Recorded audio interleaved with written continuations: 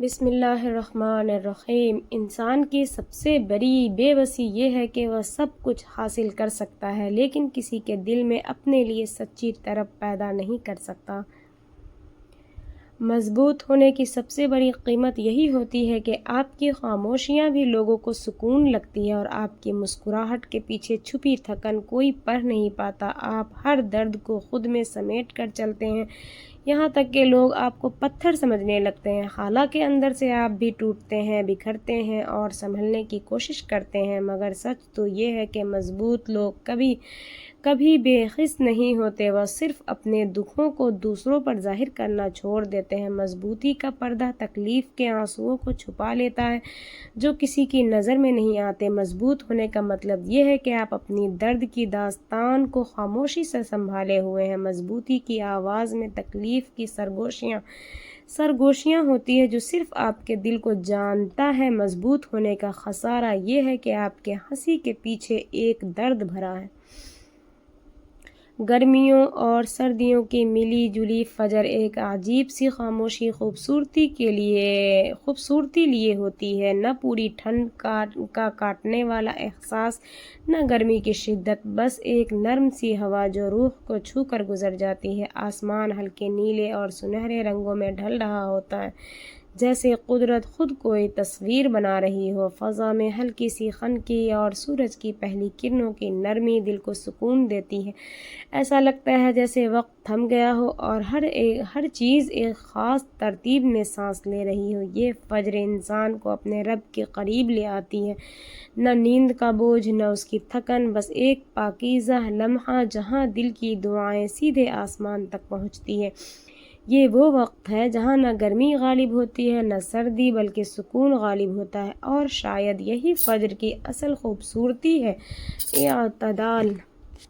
اگر انسان میں ساتھ نبھانے کا گن نہ ہو تو کم از کم اتنی ہمت ضرور ہونی چاہیے کہ وہ ساتھ چلنے والے کی آنکھوں میں آنکھیں ڈال کر اپنی بزدلی تسلیم کرے اور واپس اسی مقام پر چھوڑ کر آئے جہاں سے اس کی آنکھوں پر محبت کی پٹی باندھ کر سفر کا آغاز کیا تھا۔ دنیا تھکا دینے والی، انتہائی دکھ دینے والی، اتنی تھکا دینے والی ہے کہ اللہ تعالیٰ کی شفقت نہ ہوتی تو ہم برباد ہو چکے ہوتے۔ ہر فاصلہ نقصان نہیں ہوتا، کچھ دوریاں انسان خود کو سنبھالنے کے لیے اختیار کرتا ہے۔ جب بات بار بار دل کو بھاری کرنے لگے تو ایک قدم پیچھے ہٹ جانا بہتر ہوتا ہے۔ یہ دوری ضد نہیں ہوتی، یہ اپنی قدر سمجھنے کا طریقہ ہوتی ہے، کیونکہ ہر جگہ رکنا ضروری نہیں اور ہر رشتہ نبھانا بھی نہیں۔ زندگی آہستہ آہستہ سکھا دیتی ہے کہ سکون وہیں ملتا ہے جہاں عزت برقرار رہے۔ زندگی میں جو بھی تبدیلی کا راستہ میں آئے اس کے استقبال کے لیے تیار۔ اس کی مزاحمت مت کرو، بلکہ زندگی کو اس بات کا موقع دو کہ تم میں سے گزر کر اپنا راستہ بنا سکے۔ اس بات کی فکر مت کرو کہ زندگی میں نشیب و فراز آ رہے ہیں، تمہیں کیا پتہ کہ آنے والی تبدیلی تمہارے حق میں بہتر ہو۔ اے روح کو مطلوب شخص، اب میں تجھ سے کیسے کہوں کہ مجھے تمہاری ضرورت ہے اور بے تحاشا ہے۔ خیر، اب کہنے کو بھی دل نہیں کرتا۔ کبھی کبھی انسان کو خود سمجھ میں نہیں آتا کچھ کہ اسے اصل میں چاہیے کیا ہے۔ اس قدر تمناؤں کا بوجھ الجھ دیتا ہے اپنی ہی ذات میں۔ اب کسی سے میرا کوئی حساب نہیں، یعنی اب میری آنکھوں میں کوئی خواب نہیں۔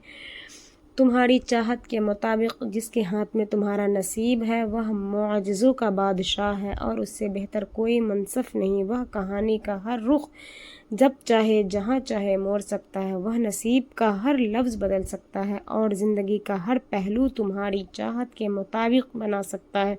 تم اس کی مان جاؤ، وہ تمہاری مان جائے گا۔ پتہ ہے محبت کیا ہے؟ وہ سارا دن تمہارے گناہ دیکھتے رہتا ہے اور تمہاری نافرمانیاں دیکھتا رہتا ہے اور صبح اپنے فرشتوں کے ہاتھ ہمارا رزق بھیجتا ہے۔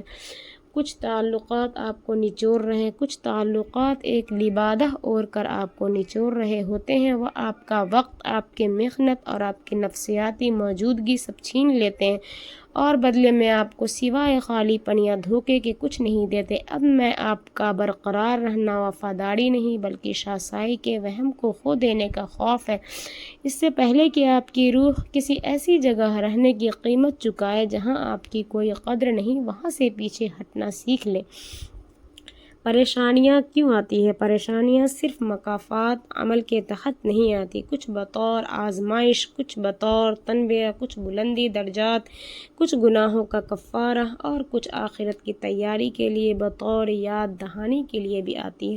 سورہ کہف کا سبق: ایمان کی آزمائش، دین کو بچانے کے لیے تنہائی اختیار کریں، دولت کی آزمائش، غرور سے بچیں، مال رب کی عطا ہے، علم کی آزمائش، اللہ کی حکمت پر بھروسہ کریں، ہر نقصان میں خیر ہے، طاقت کی آزمائش، اختیار کو کمزوروں کی مدد کے لیے، خاموشی، مولا علیہ السلام کا قول یاد رکھیں کہ جاہل کا بہترین جواب خاموشی ہے۔ جب آپ کی ایک خاص ذہنی سطح لیول پر پہنچ جاتے ہیں تو آپ کو احساس ہوتا ہے کہ ہر بات پر رد عمل دینا ضروری نہیں، جو آپ کا مذاق اڑائے یا آپ کی قدر نہ کرے انہیں نظر انداز کرنا ہی آپ کی سب سے بڑی جیت ہے۔